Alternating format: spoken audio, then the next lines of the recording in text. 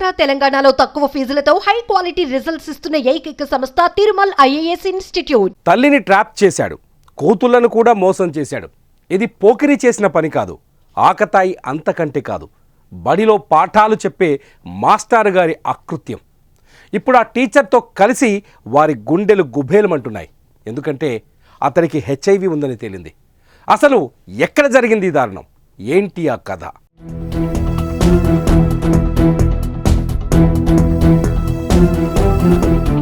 జాటోతు సునీల్ కుమార్ ఓ ప్రభుత్వ టీచర్. సూర్యాపేట జిల్లా మామిళ్లగడ్డ హై స్కూల్లో విధులు నిర్వహిస్తున్నాడు. ఇప్పుడు ఆయన పేరు ఆ సర్కిల్లోనే కాదు, తెలంగాణ వ్యాప్తంగా ఠామ్ అవుతోంది. దానికి కారణం ఓ తల్లితో పాటు ఆమె కూతుర్లపై అత్యాచారం చేయటం, అంతకంటే ఆయనకు ఎయిడ్స్ ఉందని తేలటం.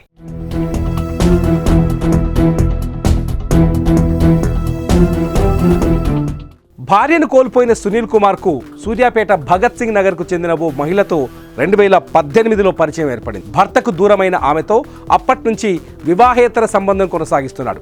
ఆ క్రమంలోనే ఆ కామాంధుడి కళ్ళు వయస్సులో ఉన్న ఆమె కూతుళ్లపైన కూడా పడ్డాయి. వారిని మాయమాటలతో లొంగ తీసుకున్నాడు. ఒకరికి తెలియకుండా ఒకరిపై అత్యాచారానికి పాల్పడ్డాడు. ఇలా 2 ఏళ్లుగా ఈ వ్యవహారం కొనసాగుతోంది.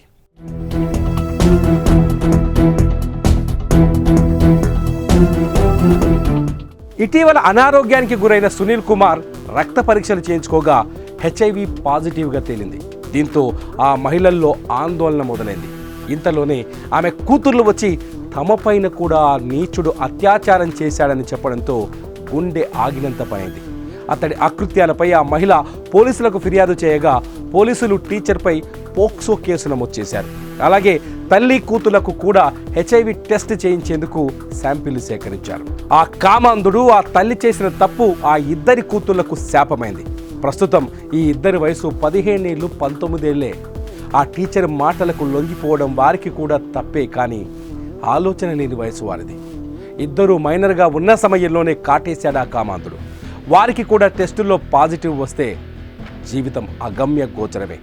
ఆ కీచక టీచర్ లిస్టులో ఇంకా ఎంతమంది ఉన్నారనేది కూడా ఇప్పుడు ఉత్కంఠ రేపుతోంది.